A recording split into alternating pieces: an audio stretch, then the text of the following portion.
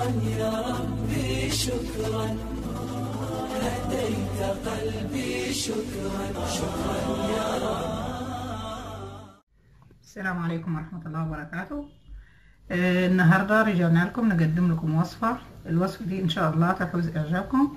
الوصفة دي هي عبارة عن القضاء على الشيب من الشعر. بصوا يا جماعة، الوصفة دي سهلة خالص وبسيطة خالص، وممكن أي حد يعملها في البيت. هي أفضل من الصبغات والمواد الكيماوية، طبعا انتوا عارفين إنها ضارة بالشعر جدا، لكن دي مكوناتها كلها طبيعية وكلها موجودة في البيت. الوصفة دي هي عبارة عن حنة. كلنا طبعا عارفين الحنة يا بنات، اللي احنا بنتحنوا بيه. وده شاي مغلي. الشاي لازم يا بنات يكون يا جماعة يكون تقيل، يكون شاي تقيل خالص. الشاي الأسود مش الشاي الأخضر أو أي نوع تاني، هو الشاي الأسود تغليه خالص خالص. الشاي هو معروف إن هو بيخلي الشعر نفسه بيدي اللون البني، فلما بيدخل مع الحنة بيدينا اللون اللي احنا بنحبوه، اللون الطبيعي، السواد الطبيعي اللي في الشعر. ما بيبقاش بالسواد اللي هو بلون الصبغة ولا الإحمرار بلون الحنة اللي هي عادية. يعني انت لما هتحط الحنة من غير الشاي ومن غير الحاجات دي بتبقى لون الشعر الابيض بيبقى احمر، لكن لما انت بتحطي عليه الشاي فبيديكي لون الصبغة، الشعر الطبيعي الاسود. هنضيف معاهم ملح. انا هقول لك المقادير، ولكن انا هحط لك الكميه. انت تحط الكميه اللي انت عايزاها واللي تناسب شعرك، اذا كان شعرك طويل او قصير او غزير او خفيف، فكل واحده عارفه طبعا شعرها ممكن ياخد مقدار. تجيبي وهوريك القوام. على هذا الاساس انت ممكن تكتري الحنه او تقلليها على حسب طول شعرك. تاخدي الحنه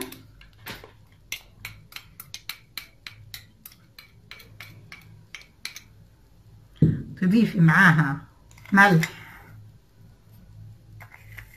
مع الحنة. الملح يا جماعة بيثبت اللون. الملح بيعمل بيثبت الصبغة على الشعر، بيخلي اللون ثابت. بتحطي كده قليل من الشاي بالتدريج وتقلبي. تضيفي جزء تاني وتقلبي.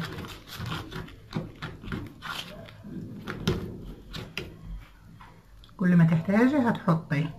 بلاش تحطوا الكمية مرة واحدة، لان ممكن تلاقي الحنة معاكي بقت سايلة خالص، وطبعا احنا مش عايزينها يا بنات مش عايزين يا جماعة الحنة دي تبقى سايلة خالص، لانها لو بقت سايلة خالص انت مجرد ما هتحطيها على على شعرك هتنزل على جسمك وكده وهتسيل، والمية هتبهدل. مية الحنة دي هتبهدل جسمك. اظن كده القوام بتاعها معقول شوية.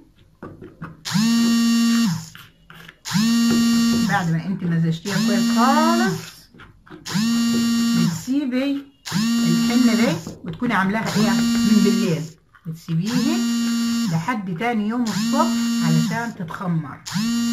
هي كل ما بتتخمر بتديكي نتيجة افضل، بتديكي نتيجة في اللون افضل، لانها بتاخد الخلاصة كلها اللي في الحنة. يعني الخلاصة اللي في الحنة دي بتطلع خالص، بتبقى فيها سائلة فيها. فانت ما تعجنيهاش كده مباشر وتروحي حطاها على شعرك، مش هتديكي نتيجة زي ما انت بتخمريها. بس بعد كده تصبحي تاني يوم تكوني غاسلة شعرك بالشامبو ومنضفاه من اي زيوت او اي دهانات، وتفتحيه خصلات وتمليه بالخليط ده خالص. تملي شعرك كله بالحنة وتلميه على بعضه وتلفيه وتلبسي عليه بونيه بلاستيك او اي حاجة وتسيبيه لمدة ساعتين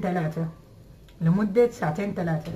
بعد كده تمسكي شعرك تغسليه وتشطفيه بالمية الفاترة العادية، وما تحطيش اي شامبو اثناء ما تغسلي شعرك من الحنة، وخصوصا انك انت هتكوني حاطه الحنة فهو بيعمل على الشامبو ممكن يخفف اللون بتاع الصبغة. فانت ما تحطيش في الوقت ده على شعرك شامبو. بعد كده يفضل انك تغسليه ببلسم، يا ريت يكون ببلسم، وما كانش بالميه العاديه. وبعد كده العمليه دي انت هتكرريها كل 10 ايام، كرريها مره، هتبص تلاقي اداكي سواد طبيعي للشعر، ما فيهوش اي اختلاف عن لون شعرك العادي اللي انت معتاده بيه. لمدة شهر الكلام ده هتبص تلاقي شعرك اسود طبيعي وجميل. وعلشان تحافظي كمان على اللون ديتي انه يفضل ثابت، ممكن تستخدمي بعض الزيوت زي زيت المرمرية. زيت المرمرية يا جماعة من الزيوت اساسا اللي هي بتصبغ البصيلات بتاعت الشعر اثناء ما هي تكون بتنبت. فانت لو تستخدمي زيت المرمرية وتدلكي بيه شعرك او تدهنيه، هيساعد على انه ما يظهرش الشعر الابيض من منابته من البداية. يعني انت صبغتي شعرك بالحنة، استمر على دهان الزيت ديتي، هيساعدك برضو انه ما يظهرش الشيب. وبرضو اللي بيستخدم زيت المرمرية برضو بيقلل من الشيب المبكر. الشيب المبكر احنا الحاجات الصبغة دي اللي هنتكلموا عليها برضو للشعر اللي هو بيكون ابيض للسيدات اللي هم وصلوا سن ال40 وما فوق. ولكن الزيت ده كويس خالص خالص، ممكن تستخدموه.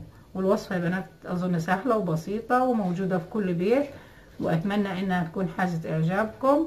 وإن عجبتكم تابعونا على القناة، وما تنسوش تدوسوا على الزر الأحمر أسفل الفيديو.